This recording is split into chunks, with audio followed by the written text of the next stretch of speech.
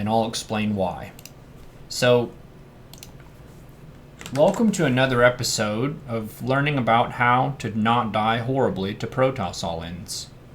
I'll be your coach, Neuro, so be sure to have your pencils and papers and notepads and notebooks and pens and Sharpies and inkwells and all those utility items you need to take notes, because this is important if you don't want to die to Zealots. Let's begin. So, we'll start with a brief word about the map. Catalyst is a short rush map. The enemy is not too far from you. And the first key decision that I make that's a little bit unique is I go for a 15 hatch after my 13 Overlord.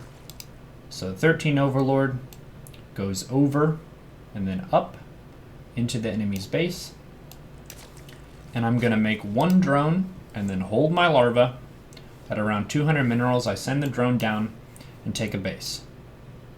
Why did I do that? Because I don't want the probe to block my base. It gives the Protoss a ton of momentum, and they can get really far ahead economically because they already have chrono boosts on their probe at the beginning. So Protoss tends to get an economy lead in the 1 to 2 base stage based on the mechanic of chrono boost, whereas Zerg tends to get ahead in the 3 base stage once they have 3 hatcheries injected. That's kind of the target we're looking for if we're looking to macro in a Zerg versus Protoss game. I take my gas at 18, my pool at 17.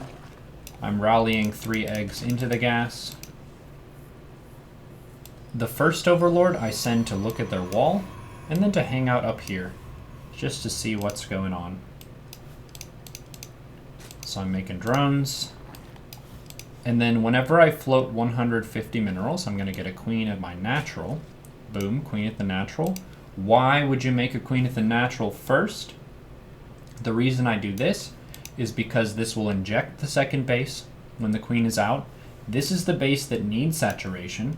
This base is already perfectly saturated for minerals, so I don't need additional drones here until I'm ready to fill this gas. So I'm making one queen at a time, one queen from the natural, and then I'm going to drone up to 26, and then make an Overlord. This Overlord goes outside my natural to see adepts coming in, and then I take Ling speed right after. That's my opening build. I have another queen coming out. At 26 supply, I did make 4 Zerglings to be able to catch the first adept. And then at around 250, it's really nice to scout where the Protoss is spending their chrono boost. Chrono boost is where the Protoss chooses their emphasis. Are they emphasizing economy? Are they emphasizing more units right now? Are they emphasizing an upgrade? If you can track where their chrono is being spent, you can learn a lot about what they're trying to accomplish and what edges they're trying to create for themselves. So this player has opted to chrono boost out 2 quick adepts. Since I saw that, I'm going to go up to 10 lings real fast. So I'm making 6 more lings. I'm keeping my lings on the adept. I would rather lose a ling or 2 than lose some drones. So these lings are trying to shut down this adept. I'm not really chasing the adept. I'm just trying to keep it off my drones. I lay a creep tumor here with my first queen after injecting. My next queen injects, and then they both move together to the 3rd base. So the next checkpoint for your Zerg macro is to have 2 queens at your 3rd base, a spore and a queen in the main, a spore and a queen at the natural. That keeps you safe against Oracle. So now we're moving along, droning up, all drones, 2 queens, 1 in the main, 1 in the natural. And now we see a Phoenix before an Oracle. Why would someone want to do that? Well, one reason might be they really don't want you to scout. Why would they not want you to scout? Because they're hiding something. What could they hide? A ton of gateways right here. If they wanted to scout you, they would make an Oracle first, because an Oracle can fly across. It can maybe kill a drone or 2. It can use Revelation to see where your army is and what kind of stuff you're building. The Phoenix first is saying, I don't want you to scout me, because I want to do something fancy. So there's a gateway in the wall. This Phoenix is killing this Overlord. And look at this. Protoss is already pulling off of gas a little bit. There's a Twilight and a Robo. I'm just sending this other Overlord in. It's going to die anyway because they went fast Phoenix, so it might as well die while it's looking at something interesting. So there's a Robo. There's a Twilight. There's a Pylon. I don't see a ton of gateways, but this is pretty suspicious. Pretty suspicious. What is going on here? Charge upgrade. And my Lings go over here and there's no base. Ooh. If there's no base, by about 5 minutes in, buckle up. So we're attacking this wall, just kind of being present on the map. I'm droning up. I took this Roach Warren at around 4 minutes. And then I took a lair at around 4 minutes. I have my second gas here. It's filled. I'm making 5 Overlords. Why am I making 5 Overlords here at 55 supply? Why would I do that? Well, because I think the Protoss is going to all-in the crap out of me. That's why. And I need to make Roaches. And Roaches take up an ass ton of supply. You can't just make an Overlord and then make 5 Roaches. No. You have to make a bunch of Overlords if you're going to make Roaches. Roaches are good, but one of the downsides is they're very supply hungry. So 5 Overlords. I don't have a Roach Warren done yet, so I'm still droning a bit. And in the Units tab, I have around 42 drones. Up to 44 now. So this is a full 2-base saturated economy size. 44 workers. The opponent has 35 probes. So they have the main base saturated for minerals, and the natural saturated for minerals, but no third. Why did they not have a third? Because they're going to all in the crap out of us. 1, 2, 3, 4, 5, 6, 7, 8, 9 gateways of Zealot production. Isn't that wonderful? It is, though. So I'm making 8 Roaches. My lair is done. The Phoenix is here. And I'm just spamming Roaches. I'm spamming Roaches. Roach Queen is very sturdy. Okay.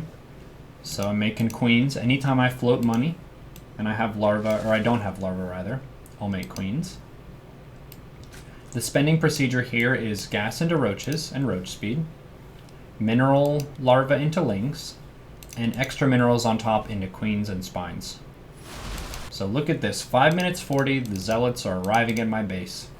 The easiest way to die to this attack is to overdrone. If I had 60 drones, I would be dead as a doornail. I would be dead in the water. Part of the strength of all-ins is it really punishes players who are just advancing into the mid-game without an awareness of what's going on. So we didn't have a full scout of all these gateways in the main, but we got a lot of clues, right? The Phoenix first was a clue that something was up, something weird that they wanted us to not see in the main. The late third was a clue. So here we're just making Roaches, trying to hang on for dear life. And Protoss is on a clock with these all-ins, right? They're not unbeatable builds. If they lose that first fight, it's really hard for them to win. A warp-in all-in is very momentum-based.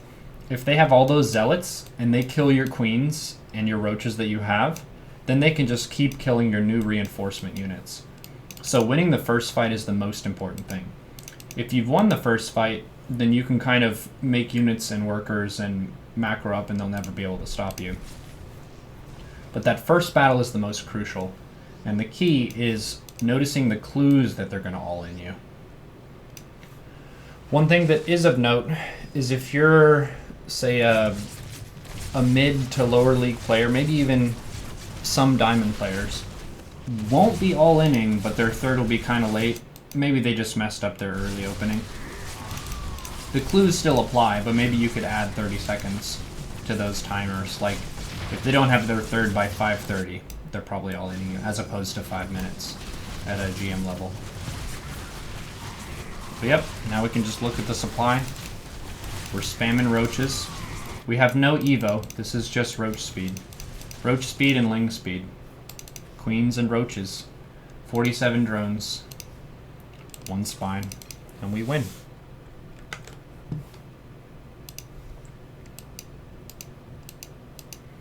He's taking the early second base at 14. I took it at 15, not 14. Is it strictly necessary against a Protoss? It's map dependent. On certain maps, the opponent can't get to you that fast. Let's look at the maps. Acid Plant, I don't think they can block a 16 hatch, so you can 16 hatch on this map. Eastwatch, I think you can 17 hatch. It's very big, but this is a bad Zerg map. Blackpink, I think they can block a... I know they can block a 17. I don't think they can block a 16. You can go 16 or 15 here. Catalyst, you have to go 15 if you don't want to be blocked. Backwater, you can go 16. Abiogenesis, you have to go 15. They might even be able to block a 15. This is very short. And Neon Violet, you can just 17 hatch. If you want the map by map.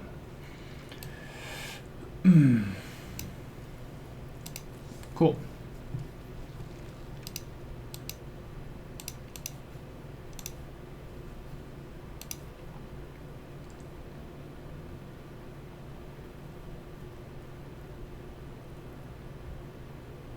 You're not understanding the differences between it. Well, 17 hatch is the most optimal economically, so you would always prefer to do that if you're trying to macro up.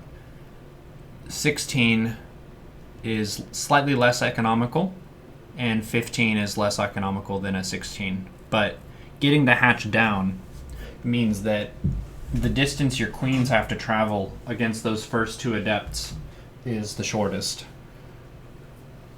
You can take your base at the 3rd location, but the first couple adepts can really make your life miserable.